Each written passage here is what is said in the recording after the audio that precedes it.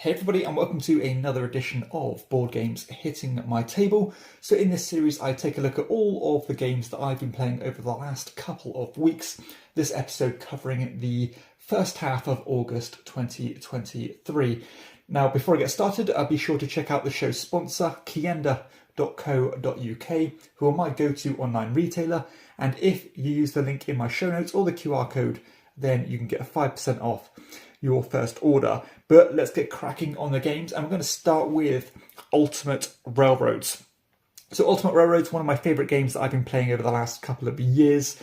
Absolutely sublime worker placement game, lots of fun and almost misleading, I think, in terms of its name. You know, Ultimate Railroads or Russian Railroads doesn't sound terribly exciting, but the gameplay, that's certainly not the case. It is a very fun, easy to play and just enjoyable experience. But if you don't know what Ultimate Railroads is, it's basically the original Russian Railroads and all the expansion content in one box. Now, until this point, I'd actually only ever played the Russian Railroads base game, but for this most recent game, I actually used the German Railroads expansion. But funnily enough, that expansion material I didn't really dive into because I went for a strategy that didn't really use any of it. So the German Railroads expansion basically allows you to customize one of your railway tracks to give you kind of bespoke bonuses rather than the ones embedded on the board. So yeah, I need to be making sure I play this one again soon to actually see how those tracks work differently. And you know, the same thing even happened to my opponent. So despite having all that new stuff, we didn't use any of it, which is a bit of a shame, really. But you know, needless to say, I love this game. I think it's a top 10 for me at the moment. I think it's that good. And again, if you are put off by the theme or the the blandless nature of it, don't be, because the game is absolutely sublime, and I could not recommend it enough. Had a great game with it. My only slight nitpick of this game is that if you do pull away early in this one, it's quite difficult for your opponents to make up ground. And I think if you played the game, you might understand why. But still, love it. Very small nitpick there, and it's just an absolute. It's a great game. That is Ultimate Railroads. I also played a 3-player game of something completely different here. This is Peanut Club. Now, Peanut Club is a wacky auction game as you are given kind of a random denomination of 3 different currencies. And the value of those currencies is going to fluctuate as the game goes on. And that is kind of player control. So one minute the money might be worth the most, the next minute camels are worth the most, then peanuts are worth the most. So you do need to pace yourself quite carefully to not run out of a particular currency, to make sure that you can still compete and get the cards that you want. It's a very simple set collection game with, again, that chaotic nature, but it actually works quite well and it's fast enough not to really be frustrating, I suppose. Now, we did have quite a difficult way, or I personally had a difficult arrangement of cards. I had loads of camels and I had hardly any of the other 2 currencies, meaning that I couldn't compete in a well-rounded nature. But again, it's fast enough that it doesn't really bother me. Again, I think this game did miss a trick in terms of the scoring methods, because the scoring of this game is very basic. It just basically collects pairs of cards, where I think the scoring should have been as wacky and chaotic and big as the feel of the game itself. But I don't dislike it. I don't think it's a great auction game, but it's certainly fine. I'm not sure if it will stick around much longer, but that is Peanut Club.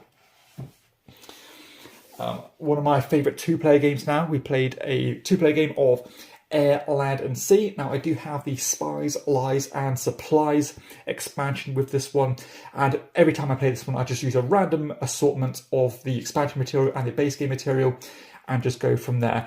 Now this is quite funny actually, because I play this with my mother quite regularly, and we have this running thing where she always pulls away at the start, and then just as she's about to finish, she kind of chokes under pressure, and I end up catching up and winning. And that happened again this time. So yeah, she can't handle pressure very well, bless her. But this is one of the best little bluffing and hand management games, and it has that great scoring mechanism where if you feel you're losing your hand, you can kind of retreat early and give fewer points to your opponent. And some of the card play here is so great. You think you've got your opponent in the corner, they pull out a trick and they ended up kind of hoodwinking you. Love it. This is absolutely great. That is Air, Land and Sea. I also played some more World Exchanges, a contender to be filler of the year for me. You know, it's not a 2023 release, but it's a new to me game.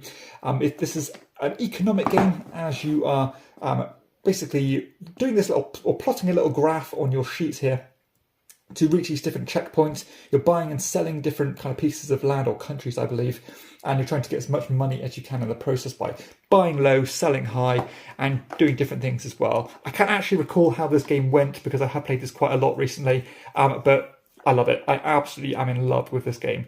That is World Exchanges. I played a 2-player game for the first time of Ingenious.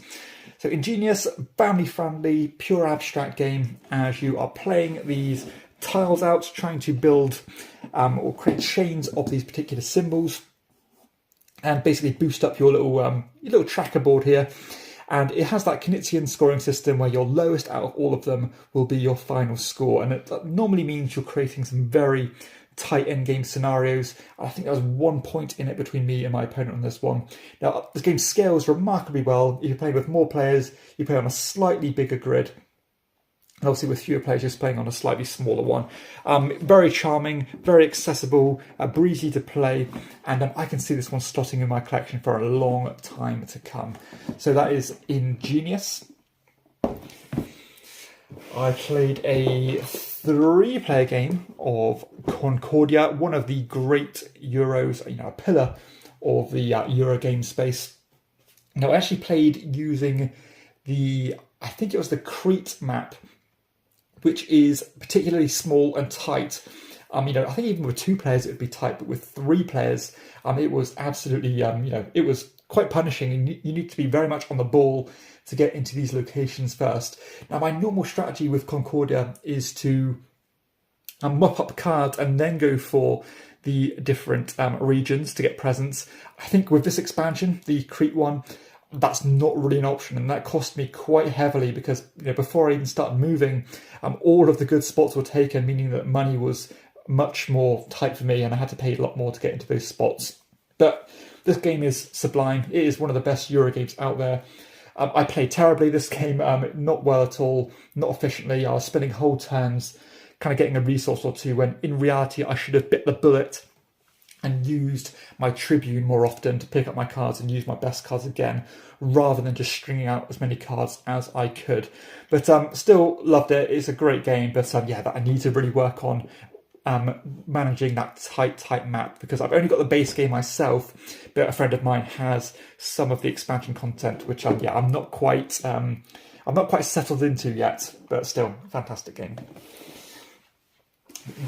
Revisited an older game now, one that I hadn't played for some time. This is Trois. So Trois, I think it's been like 2 or 3 years since I played a game of this kind of it's a kind of a dice selection game, as you are using these pips to trigger different cards, combo them together, fight off these threats. It has a very cool mechanism where you can buy other people's dice from them, but you have to pay them, and they can use that for other things. And it was a really nice throwback to go and visit this one. It's one of my, I suppose one of the Euro games that started me into the hobby. Very mechanical, very dry, but it has a lot of cool things going on here. I like how interactive the different cards that come out and attack you are. And we had one that was kind of fighting off the threats for us, making it more difficult for us to compete for them. And I made some glaring mistakes in this one, which actually cost me at the end. But there's so much to like here, so much variability in the different card plays. And it's just an enjoyable game because you never really know what you're going to get. And you have to compete in so many different fields. You need to build the cathedral to not suffer negative points, to get some more influence and more mitigation tools. You need to get into the best card locations to get those boosts and boons. You need to be making sure you're fighting off these threats to compete there, or suffer consequences essentially. But yeah, this is a great Euro. One of the classics, I suppose. And it was very nice to go and visit some staples of my collection, but after such a long time. So that is Trois. Also played some more Chin. So we played a 4-player game actually of this, and this is the first time I played at 4 players. So I've now played this one at every single player count, and I love it at every single player count. This is a pretty abstract game. It is an abstract strategy game. As you're laying out these kind of domino style tiles, creating kind of chains, and you're racing to try and get your pagodas out on the board as quickly as you can. And there's quite a few different ways you can get rid of them. You can build up bigger areas, get rid of more pagodas. You can connect to these cities and shed more pagodas. But there's a good back and forth between the players. Now, I love how easy this game is to teach. I taught it in about a minute to 2 players who hadn't played it before, and I think we all enjoyed it. I personally love it. And it's a really competitive game as you are trying to think, that player's got fewer pagodas than me, let's try to take one of his off the board and get mine down there. So it usually works out that it's pretty tight. But this is another contender of game of the year for me. Would I consider it a filler game? Maybe not. It's certainly a light game, and you normally get it played in about half an hour. But it does feel like quite a substantial game because there's quite a lot of thought process that you need to go into this one, and there's a lot of wrinkles to the gameplay, and I love it. I think it is amazing, and another one that's going to be a contender for game of the year for me. More old games now, staples of my collection. This is Magistas. So Magistas, I've been wanting to get this one back to the table for so long. Much like Trois, I hadn't played this one for years because I always invest so much time playing new games. This one is probably the heaviest game in my collection. Not necessarily because of the rules overhead, but more because of how crunchy the decisions are. Now, this is a pure dice drafting game, as you are drafting these dice based on a bunch of different things: the number of dice in the pool, the colour of the dice, the symbols. And what you're trying to do is you're trying to complete these contracts or these experiments by manipulating your board state to get all the cubes in the right place, cash in those contracts, get bonuses, get points, etc. Definitely layers to the gameplay here, and more systems within systems. So it is kind of the style of game that I enjoyed of yesteryear. This was my cup of tea from 2, 3, 4 years ago. And most games that I play would be like this. This was always my favourite of the T series by Tashini. I'm not sure if that's the case now. Now, I still love this game. It's going to be staying around in my collection. But I think I prefer the simplicity of a game like Tilletum now rather than Magistas. And this was always the kind of a top 10 game for me. It's probably slipped down to my top 20, top 30 now. Because it is a lot heavier. It is a bit more of a burden to get to the table because it does take 2.5 hours. My sweet spot is normally 90 minutes. It's harder to teach. It's quite stressful, but all in a good way. So I think if I'm in the right mood for it, it's perfect. But the frequency of me being in the mood for it is becoming less and less frequent. So still love the game. I really enjoyed my time with it. I noticed I had been playing a rule wrong in terms of these kind of special endgame cards.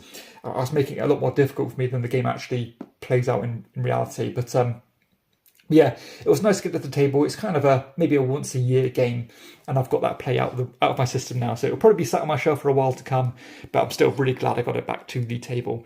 So that is Magistas. The final game of my own here that I played, and I played a few games of this, War Chest.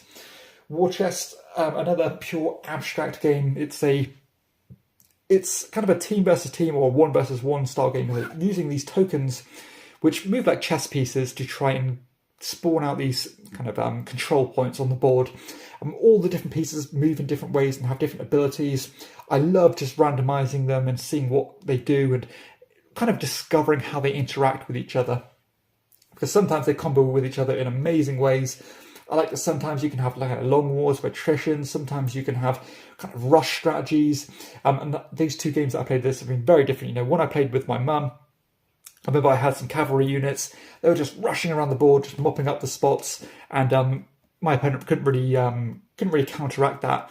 But then I played some games with my friend, and that was a lot more cerebral, a lot more trying not to make mistakes and luring each other into traps. It's just an absolute masterpiece, this game. And much like Chin, I would be surprised if this isn't going to be my top 2 or 3 games of the year. Of course, again, not a 2023 release, but a new to me game. And I wouldn't be surprised if this was my number 1, because I think it is utterly brilliant and objectively amazing. So that is War Chest. The final game that I played that's not here is Takal. So I actually played a 4-player game of Takal. Wolfgang Kramer, Michael Kiesling game. I think it's Michael Kiesling, but it's definitely Kramer. Kind of an area control game as you're exploring a jungle, controlling temples, and part of the Mask trilogy, which was kind of one of the forefathers of Eurogaming, or that style of Eurogaming that kind of merges with the abstract nature of these point systems where you get a bunch of action points, you can spend them as you like. Now, I do like the game. I think it's quite interesting. The randomness of the tile draws can really hurt you in this one, though. There is an auction mechanism that you can use to counteract that, but that adds a bit too much length and a bit too much complexity for a fairly simple game. Now, again, I do like the game. I'll definitely play it some more, no doubt about that. But I do prefer Mexica to it. And I really need to... It was kind of giving me the itch to get Mexica back to the table because I hadn't played that one in a long time either. So if anything, it's really ignited my passion to play Mexica some more. But definitely enjoyed it. Nice tight game as well, all within a few points of each other. So that's it. That's all the games that I have been playing. Hopefully you have enjoyed the video as much as I've enjoyed playing some of these fantastic games. Some of my favourites here got played. Trois, Ultimate Railroads, Magistas, Chin, Concordia, War Chest. These are the absolute greats. And if you don't know anything about these games, then I highly recommend you check them out because these are all absolutely stellar. So if you have enjoyed the video, please be sure to hit like and subscribe to my channel and check out my other content too. But everybody else, I'll see you next time on Chairman of the Board.